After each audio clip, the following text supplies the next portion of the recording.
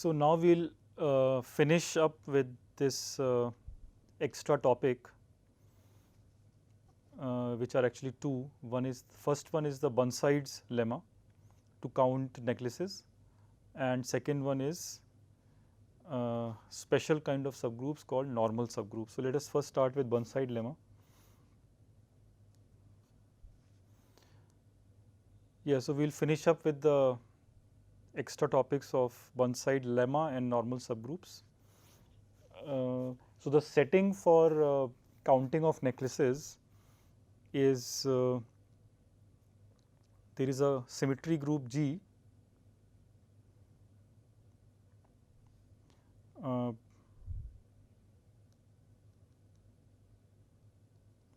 So, to count necklaces,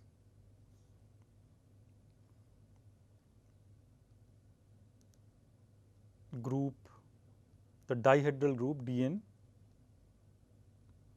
acts on n beads. So, we will call, we will abstract this out and we will say that a group G acts on a set A as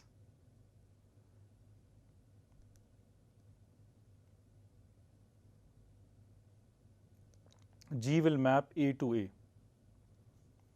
Okay, so, G is an element in the group and it sends element A to G of A.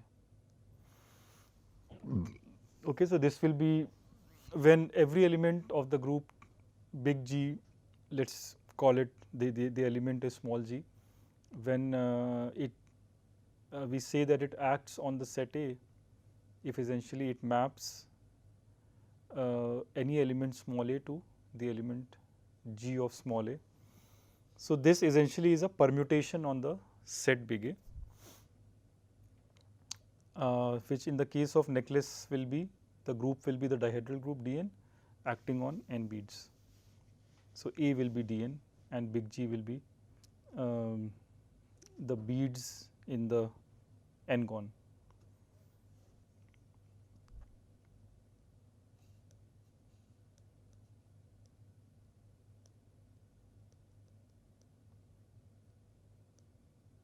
Acts on A to be the n-gon. Okay. Another notation I will need is orbit of an element x. So, we defined acts on a set, then we will define orbit of an element x in A is the notation will be x superscript G, which is all possible images of x under the group elements.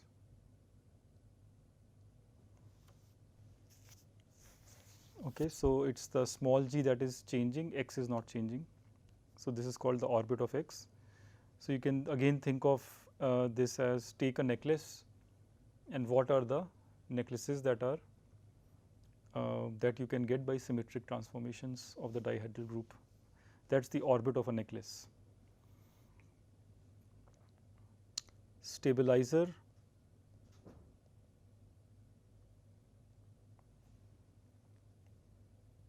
of x is stabilizer, as the name suggests, are those transformations which will not change the element x. So, we will write it as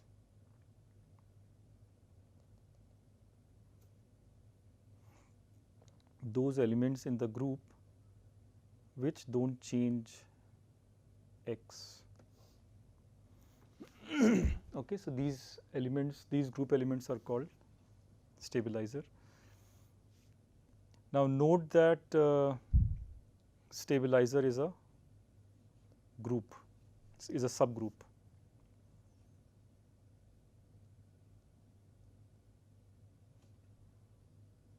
Okay, stabilizer is a subgroup because if g, small g and small g prime fix x, then their compositions will also fix x. And by this, one more interesting property you can show is that the number of cosets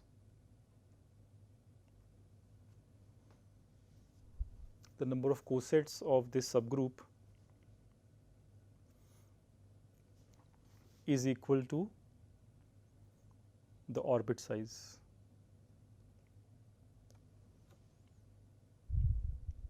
Okay, so let me quickly sketch a proof of this.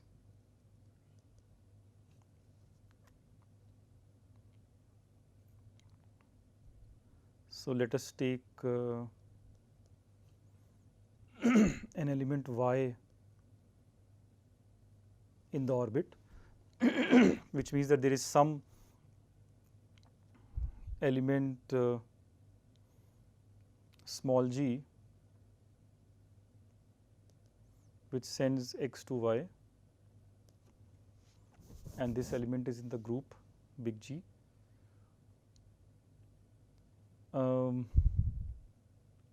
So what I want to show is that this element y corresponds to a coset.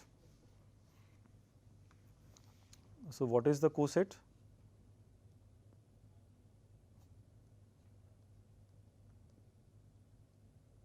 So associate y with the coset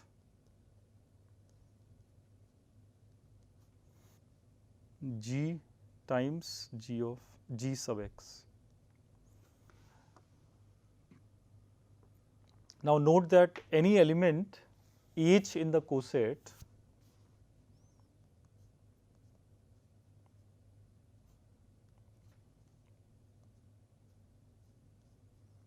h of x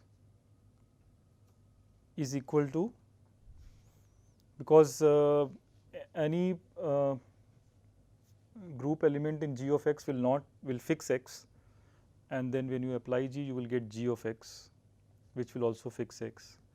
So every element in the coset, any representative that you take actually is fixing, sorry, not fix, g of x will be y. So any element, any representative you take in this coset, it will map x to y. Okay, so we can say that that y, there is a bijection from xg to cosets.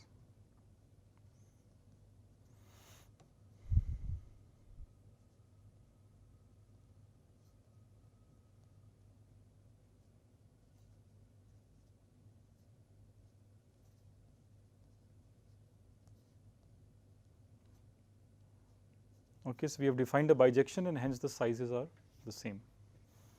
So that's the relationship between group action, stabilizer and orbit.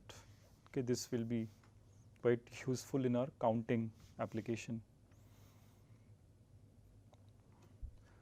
And finally, we will define fixed points.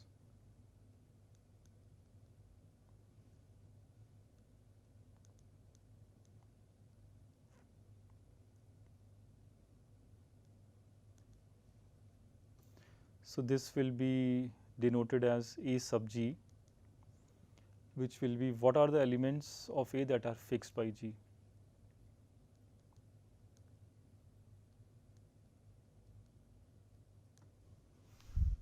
Okay. So those are called the fixed points on the fixed point subset of the points that are fixed in A by the permutation or group element small g. So now let us count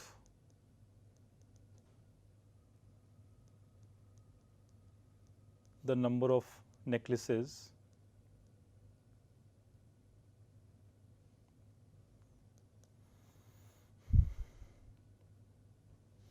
so in that what we will do is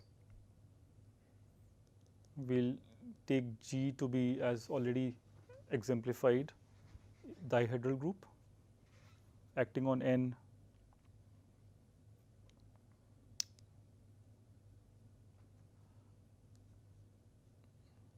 So, number of necklaces with C colors and N beads. Let us use this. So, G will be Dn, and the set A will be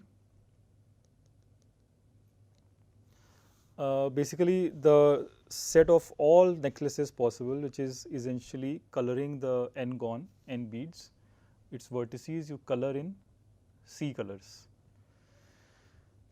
So, that is this map.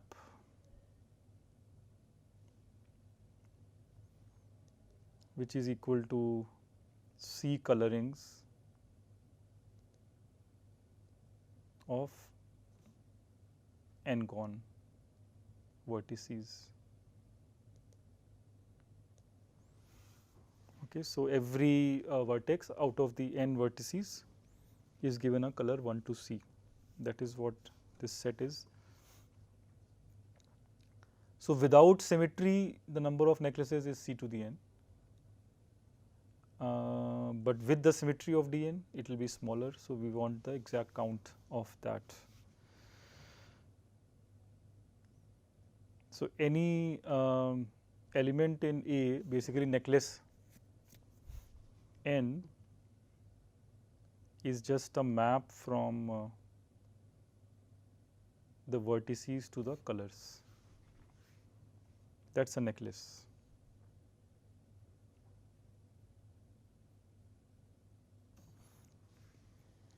Right. So, a necklace is now a map from N to C. You want to compute how many such maps under symmetry are there.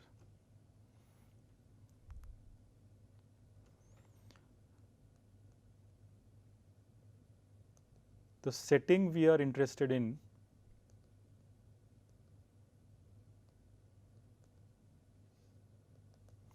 when the group G, which is 2n, right, the group size is 2n when this is much smaller than the number of necklaces, the number of all possible maximum possible necklaces, which is C to the n. That is the case we are interested in. Usually, I mean, even for C equal to 2, you can see that the necklaces will be far more than the number of symmetries. So, in that case, what we want to do is, we want to do an analysis by studying the group elements, because they are few, and not go one necklace at a time, which will be very slow. So, let us write down some properties. Okay, so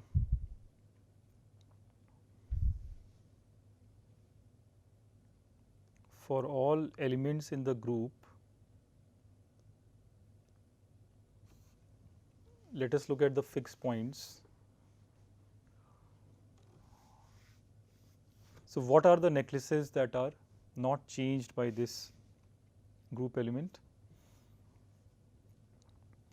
So, we can show that this is equal to, wait, let me first define something.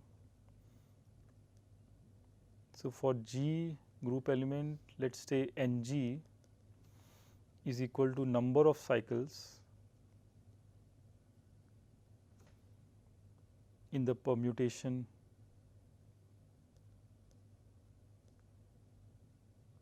number of cycles in G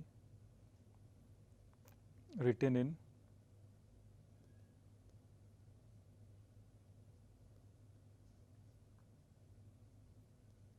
cycle representation.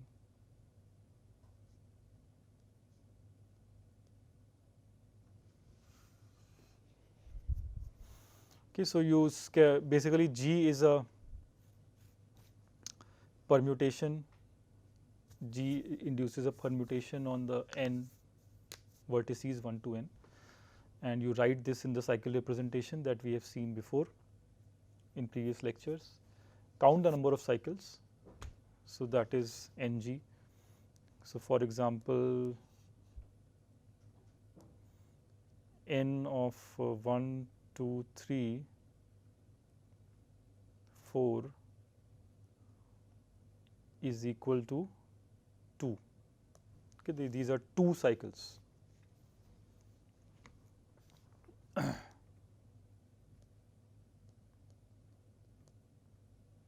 So, when you look at a foregone and this particular group action 1, 2, 3 bracket and then bracket 4, these are 2 cycles, and with this notation now you can show that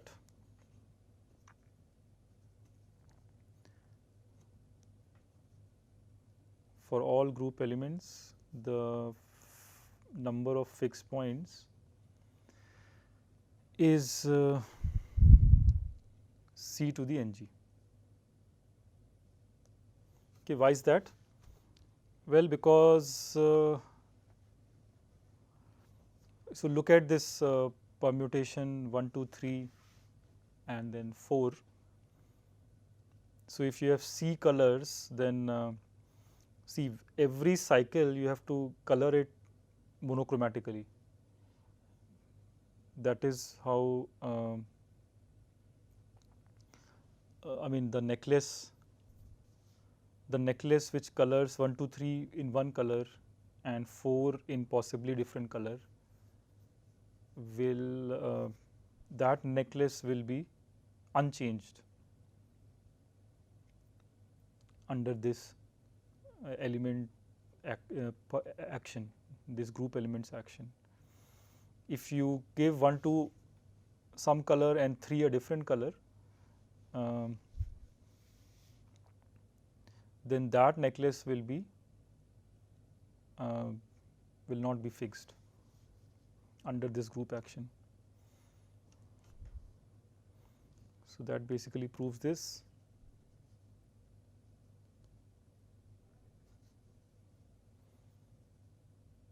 So, a necklace in A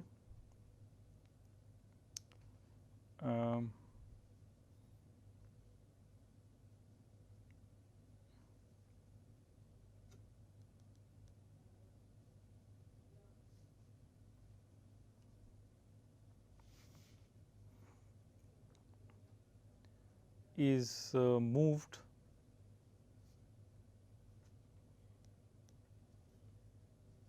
by G if and only if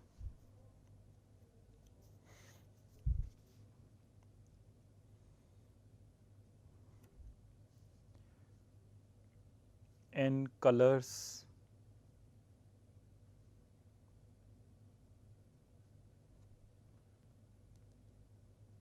if and only if some cycle of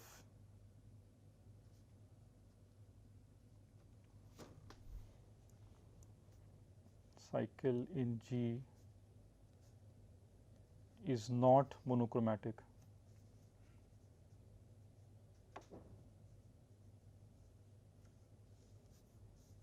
If and only if n colors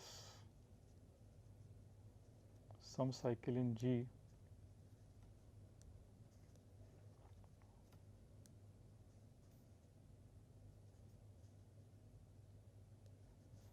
non-monochromatically.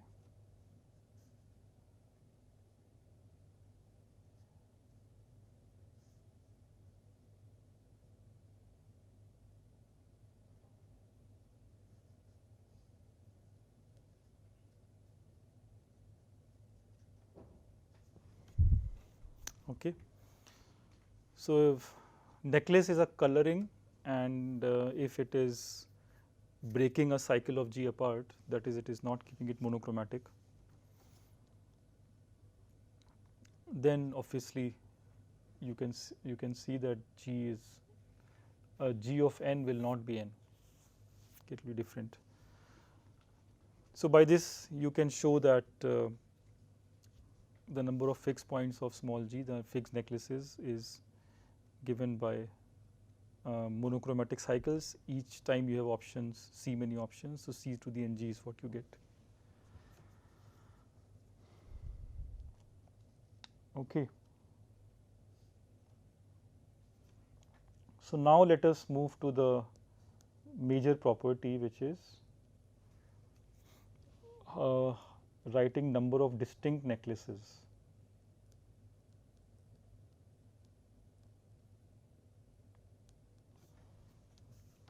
Counting this, right. So, this is the same as number of orbits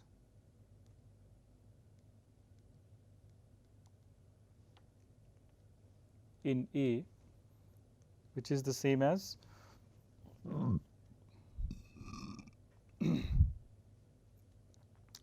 so we can go over the elements of X, elements of A, and so for an element of X, the orbit size is xg, right. So, let us look at this count.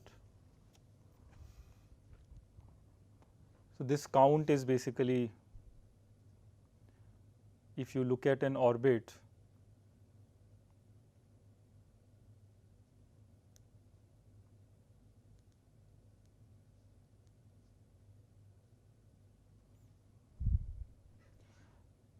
so distinct n basically this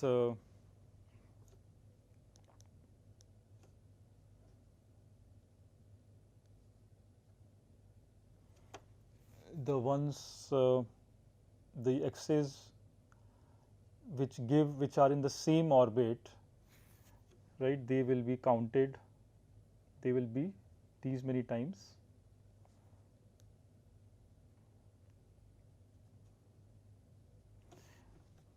So, the y's which are the same as x, their number is size of the orbit, and each of them is being counted 1 over xg many times. So, you can see that the number of distinct necklaces is the same as sigma 1 over xg. We are counting basically distinct necklaces.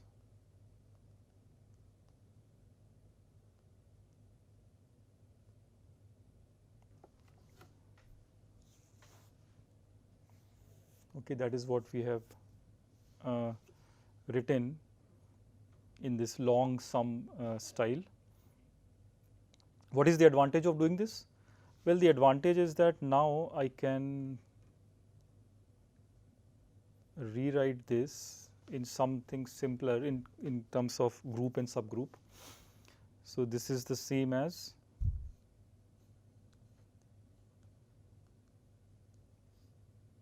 one over g times the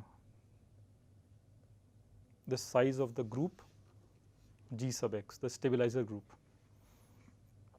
Okay, so this follows from the property that we showed before, that number of cosets of G sub x is x, the size of xg. Right, so we get this, and now notice that this is going over all the necklaces, and there are too many necklaces, right. So, let us try to switch this summation into the into a sum that goes over group elements. By the way, this is equal to, okay, let us not simplify. So, what we can now see is consider the following matrix.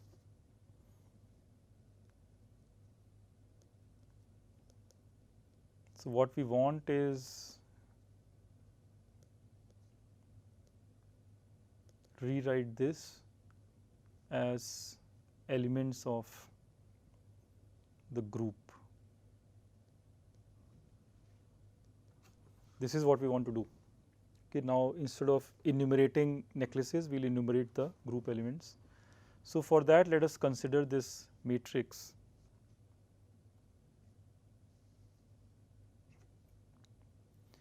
where I see elements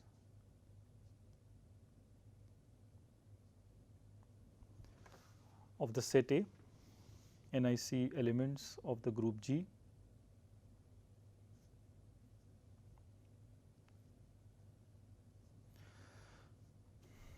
And what do I put here?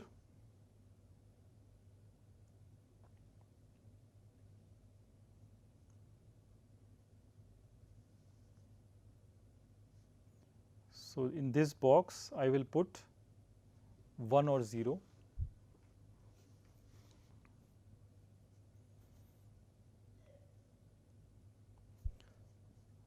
So, this is where I have put A, enumerated A, and the columns enumerate A and group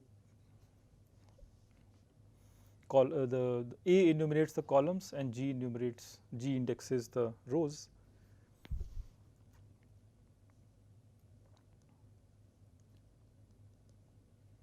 The ijth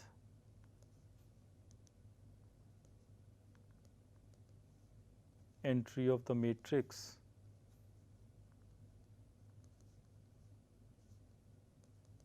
is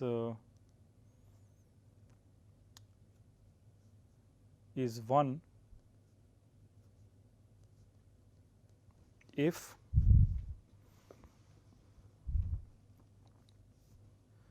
Gi fixes that particular xj.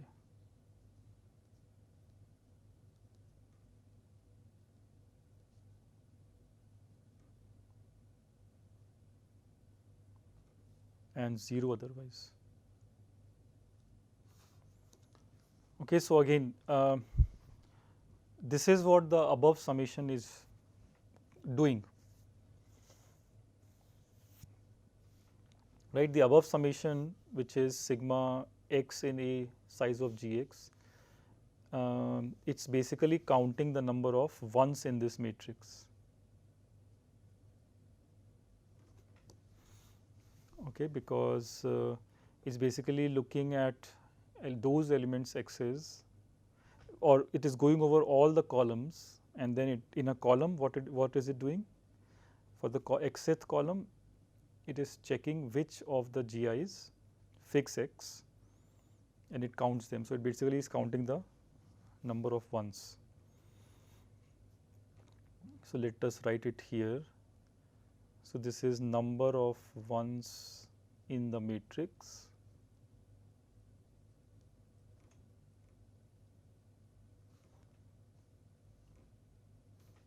divided by size of G. Okay, and once we have realized this as a picture, we can now actually count, instead of A we can count G, we can go over G. Okay, so let us write what we will learn if we did switch if we moved our focus from column indices to row indices. So, then we will get that number of G orbits in A is equal to, on one hand it is sigma x A G x, on the other hand it is sigma G in G. So, when we are going over the elements, the rows small g, how many ones do you see? Well, so when you fix Gi, then you are in that row you will see the fixed points. So, you get this. Okay. So, this is called Burnside's lemma.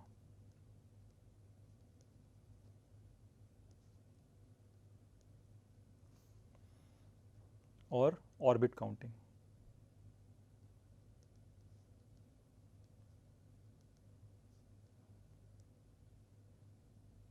Okay, so this is ultimately it's a simple thing. Given any group action, group G acting on a set A, like the dihedral group acting on necklaces, set of necklaces. It tells you how many necklaces or how many, basically it first in our application it will tell you how many necklaces are distinct, and the way it does is in general we are looking at how many distinct orbits there are. So, everything within an orbit is considered equal, things across orbits are considered different. So, how many different things, right, number of G orbits. So, you can count, it counts in two ways, it counts using X's, or it can count using the group elements. Whichever is smaller, that is the one you can use in the calculation. Okay. So, in the application,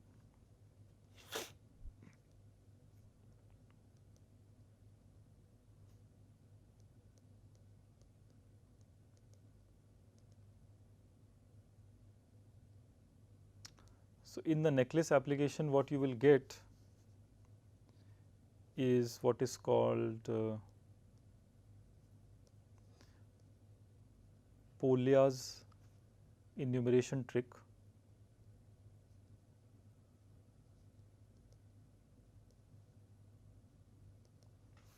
So, Polya's enumeration theorems will say that the number of necklaces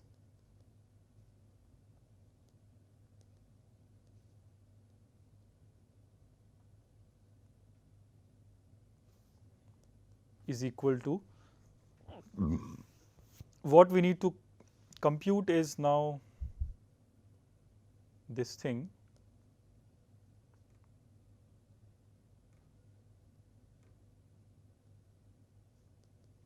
which is 1 over 2n, dihedral group size is 2n, go over all the group elements, and size of AG we have calculated, right, it is in terms of number of cycles in the cycle representation of the permutation G. So, this C to the NG. Okay, that is the formula we were looking for. And now let us count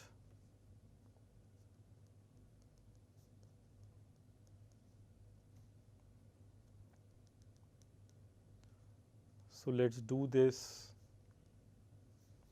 for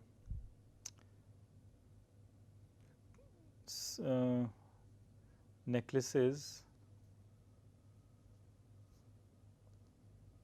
with 6 beads and 3 colors.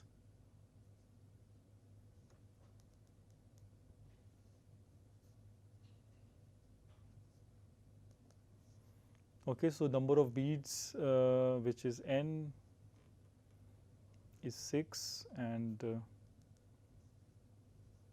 colors are 3. So, you will see that instead of going over all the necklaces, A is the set of necklaces, right, remember. So, instead of going over 3 to the 6, we will now go over 12 elements, because this dihedral group has size 2n. So, we will go over these 12 group elements and we will argue.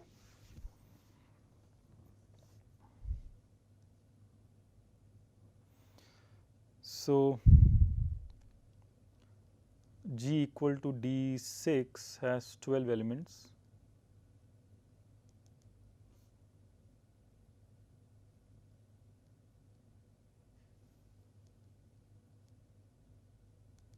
What are these?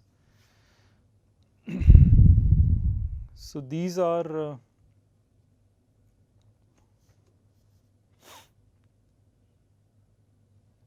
one, so identity R, R square, R to the 5, and the others, so these are 6 and the other 6 are so this is basically the rotations, these are the rotations.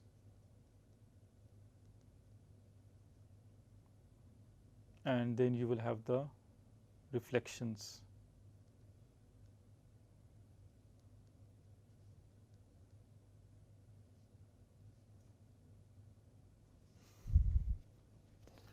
So reflections will be S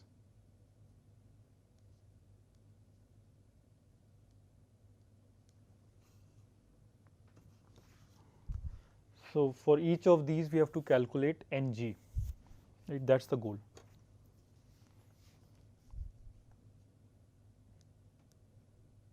Let's do that.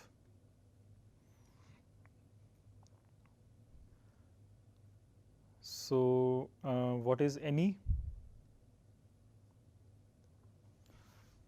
See, this is the number of cycles for the identity which has clearly 6 cycles, right? So this is 6.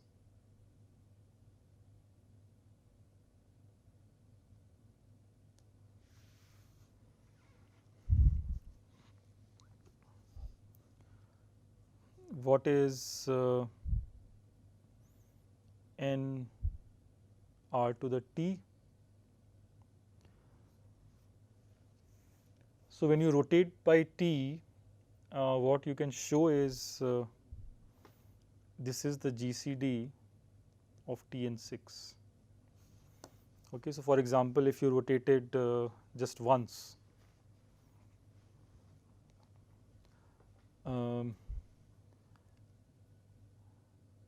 so when you rotate by 1, you will get a single cycle, and that's just answer is 1, which is correct. When you rotate 2 times r square, you will see that you will get 2 different cycles, and so on. So this is the formula for r to the t. Let's draw the picture what's happening with reflection. So you have 1, 2, 3, 4,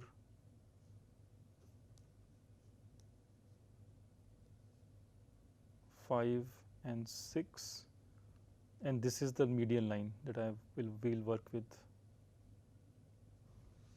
Okay, so the reflection will be 1, 2 are swapped, 3, 6 are swapped, 4, 5 are swapped.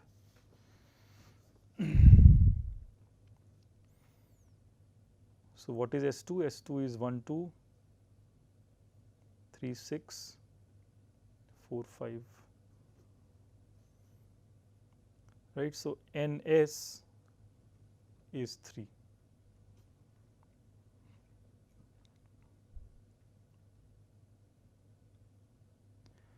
And if you looked at SR, then you will see what is happening is you get 1, 3 cycle and 4, 6 cycle,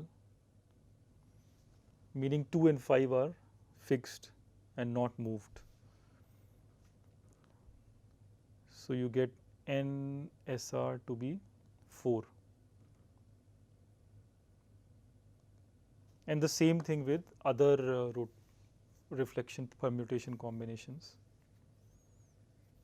In fact, let me just give those numbers. So this will also be, NS will be the same with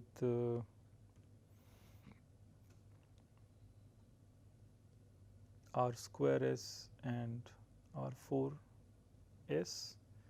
This will be the same, sorry.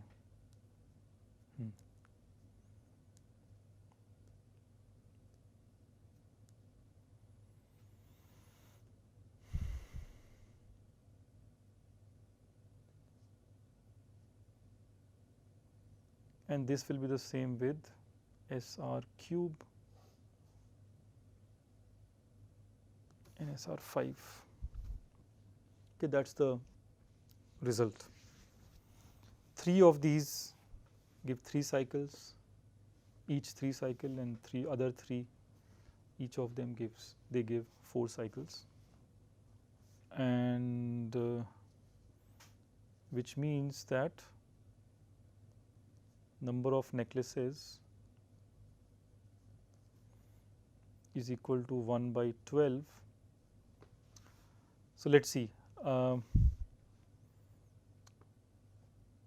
Let us look at the group element E.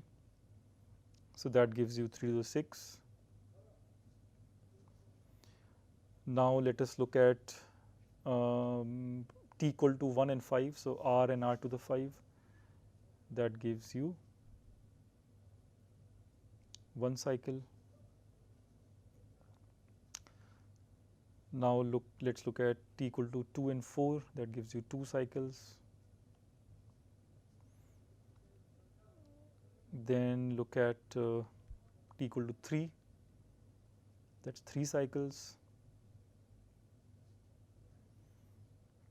What else? So, these are the 6 rotations, and then you combine this, compose this with reflection. So, that will give you 3 times 3 cycles and 3 times 4 cycles, right. So, which is 1104, you can check this, 92.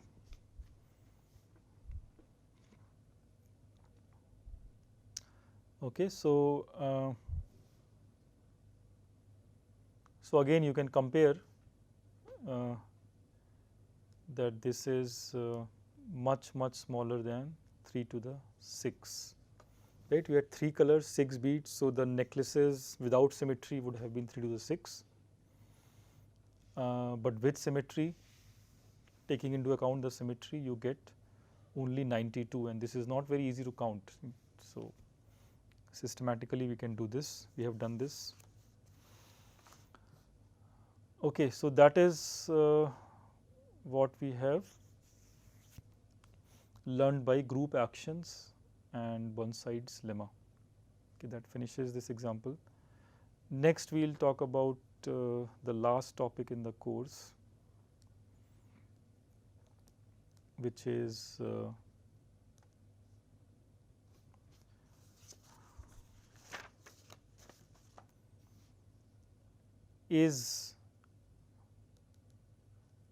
so if you take a subgroup, is G by H, this set of cosets, again a group? That is the question. For example, when you look at the subgroup 2Z of even numbers of all integers, when you look at this subgroup,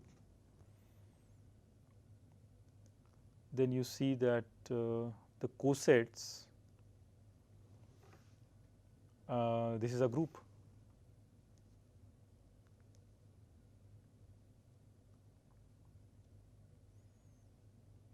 Right, this is just the group in Z mod 2 plus.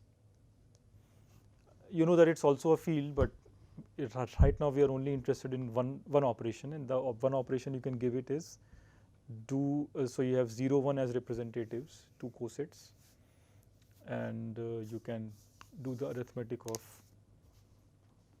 mod 2. So, is this property true in general? Can you put a group structure on the set of cosets? So, that is true. What we will do is study normal subgroups.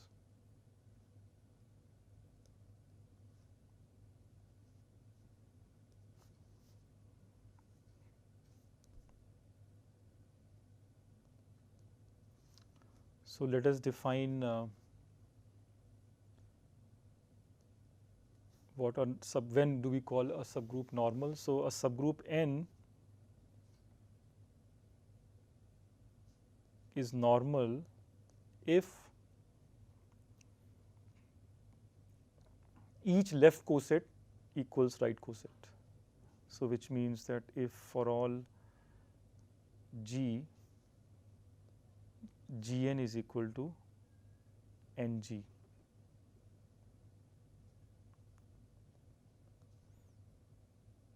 that is left coset is equal to right coset. Okay, so we did not define what a left coset is, but it is just this Gn that we were talking about, the thing we are calling coset. We could have also looked at n times G in the opposite side, multiplication by the right, then it's called right coset. Now if it doesn't matter, which means both of them are equal, in that case we call subgroup n to be normal. Right, and the example is above. This 2z is has that property.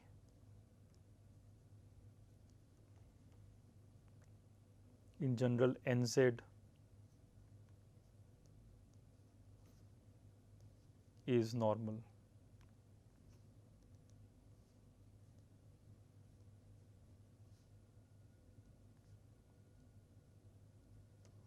Why is it normal?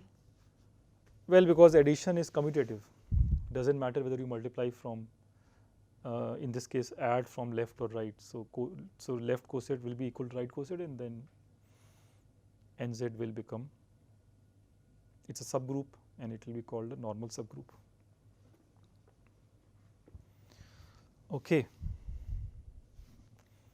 So one thing you immediately learn is that abelian groups have every group subgroup is normal. Another thing we can define at this point is this set G n G inverse, which is G and the let's say H G inverse, H is in N. This, look at this set.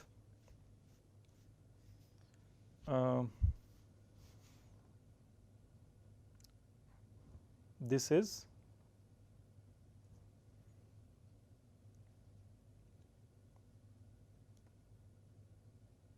this will be called conjugate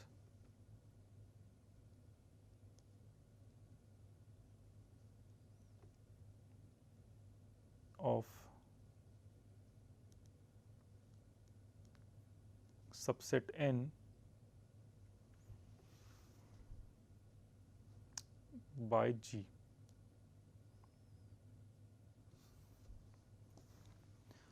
So at this point we can also define conjugate for any set.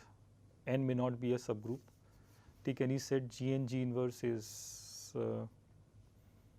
just this action, and clearly when n is a, you can see that when n is a subgroup, this is also a subgroup. So we can prove these things.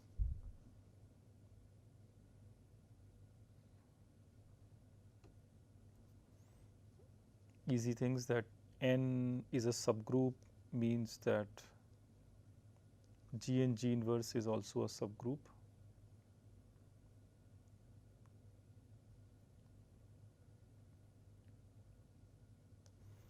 Right, because GH G inverse times GH prime G inverse is again of this type, GHH prime G inverse.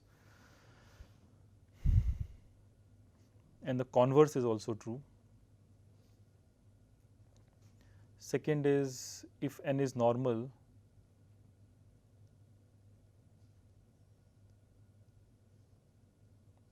then by definition G and G inverse is n for every G.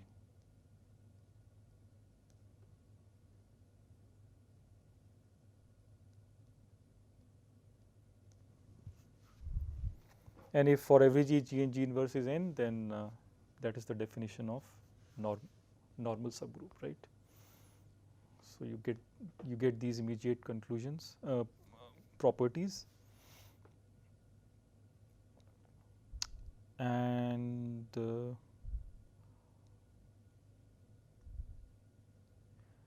Yes, so now what can be done is we can define the quotient subgroup, quotient group.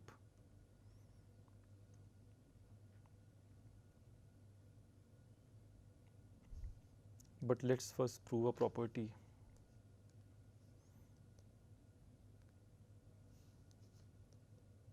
So now we can give G/N a group structure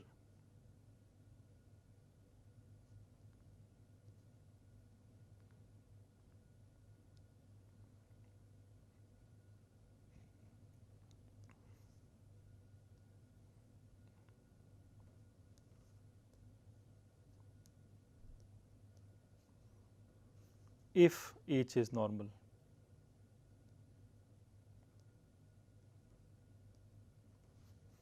That is what we can now show. So which means what? What do you want to do? See, if you have GH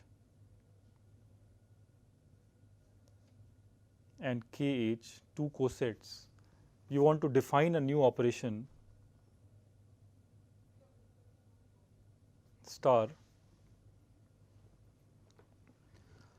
which has to be again a coset, right? So the natural thing would be that you define it to be this.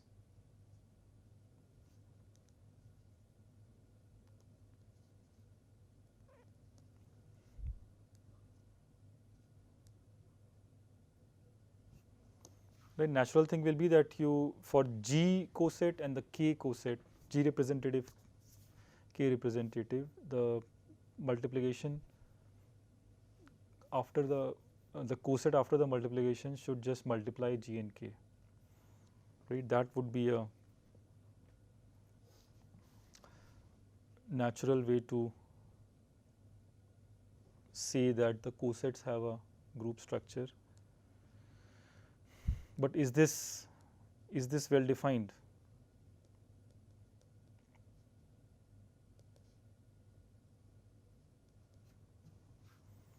Is this a well defined operation?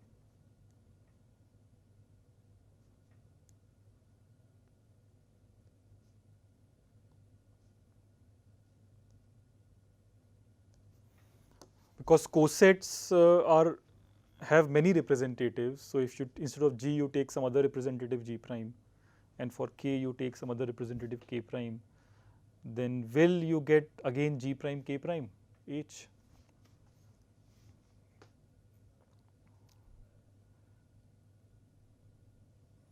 So what we will show is it works great for normal subgroups.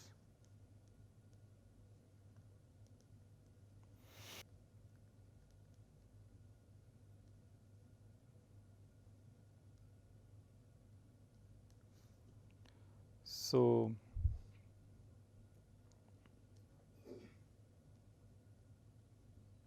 this star is well defined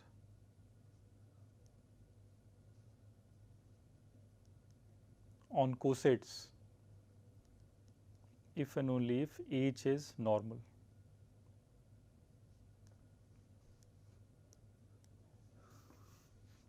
If H is a normal subgroup, then this is indeed a group structure.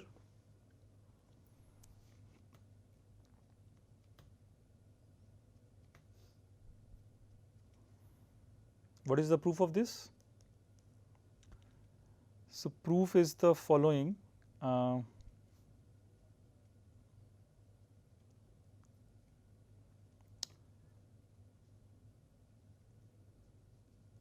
So let G and G prime be two possible representatives.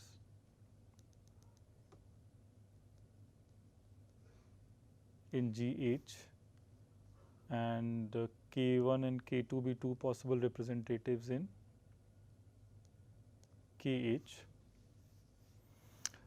Now let us study what happens if I look at GH star G1 H star K1 H. So this will be G1 K1 H by definition.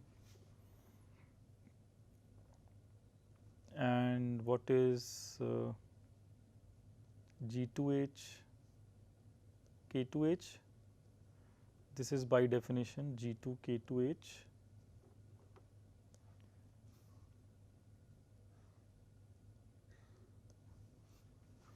Now the thing is whether these two results are they the same or different? Same coset, different coset.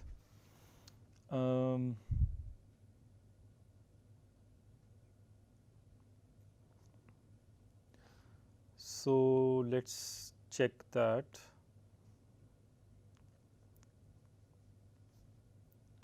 So G1 K1 H is equal to G2 K2 H if and only if you have the following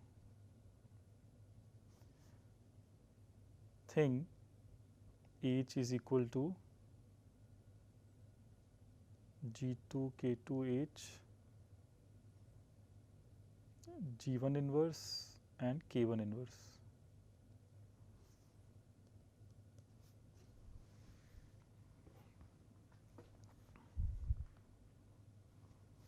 So when is this thing true? When is H equal to this product of four things times H coset?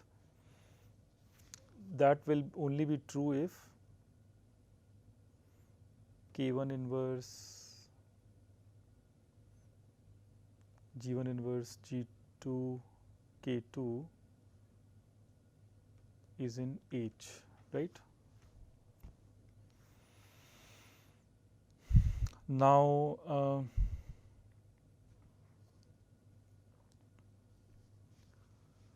now we know that this guy, we know that G1 inverse G2 is an element in H because they are representing the same coset. So their ratio is in H. Let's call this element small h.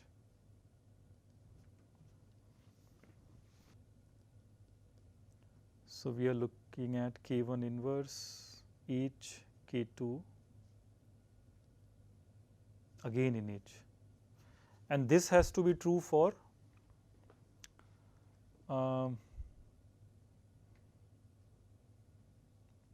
all these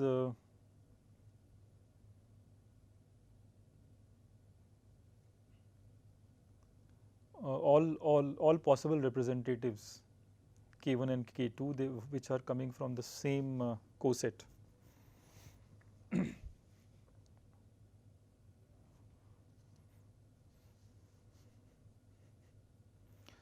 So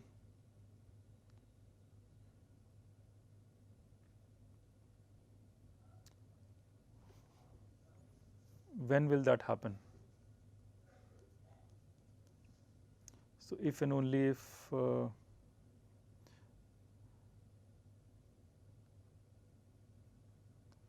see, if we go over all the representatives K2, then we are really talking about K1 inverse,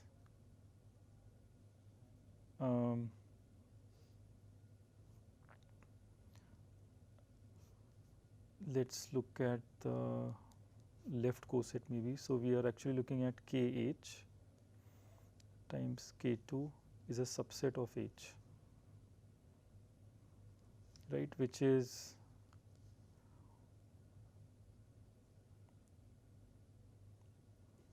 so here what I have done is going over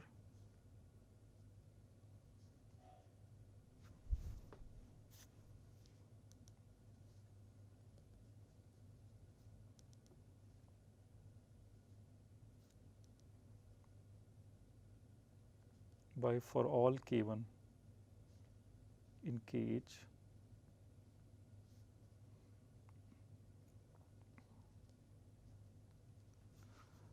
Go over all the K1s, then you get the whole coset, kh times k2. Now we can also go over all the k2s, and what this will mean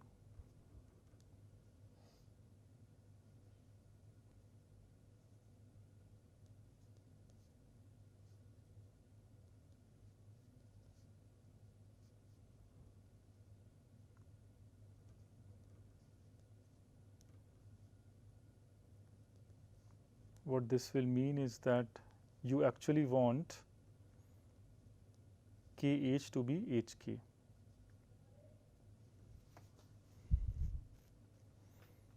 Okay.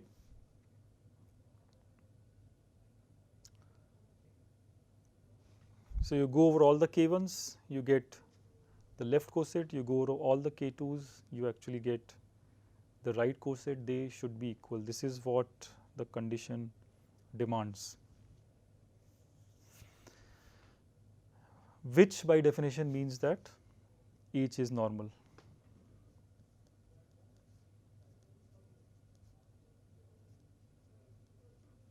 Where I am using the fact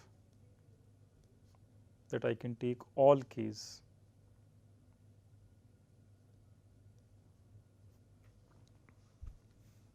Okay. So star will be well defined only if you can go over all gi's and all ki's and all g and all k. So which actually means that h has to be normal. Okay, it's if and only if. So this operation of multiplication that we have defined for cosets, this holds if and only if the subgroup is normal.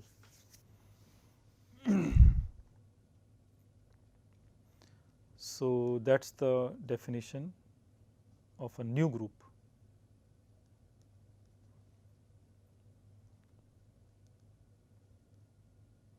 So given a normal n, subgroup n of G,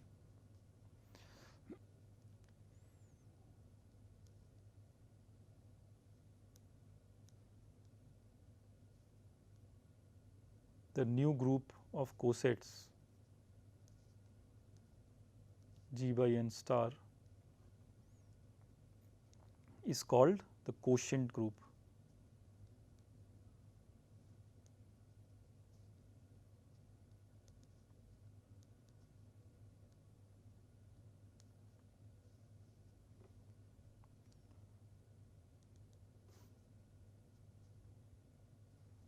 It's called the quotient group or G mod n.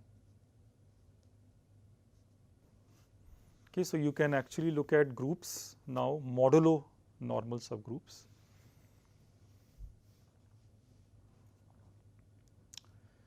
And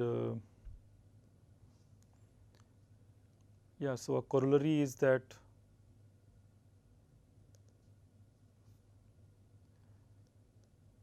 for abelian groups,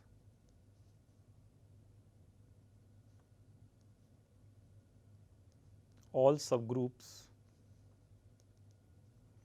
give a group.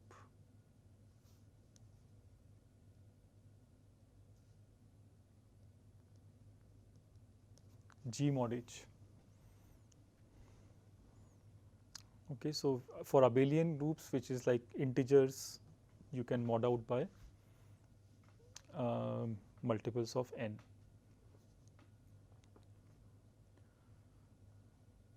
And in general, G for all group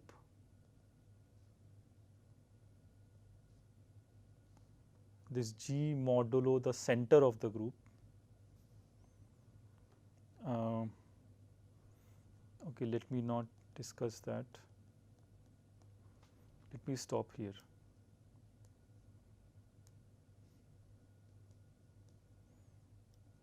So this Z plus mod NZ group.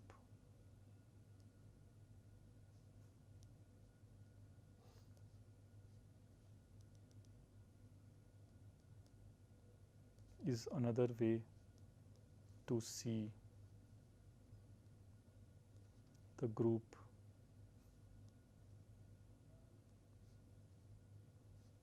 Z mod n plus.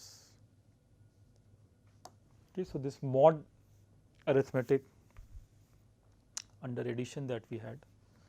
The another way to see this is that we have the addition group on integers. We have a normal subgroup nz plus, and we are looking at the cosets with the group structure of addition. Okay. So hope you enjoyed the course. Thank you.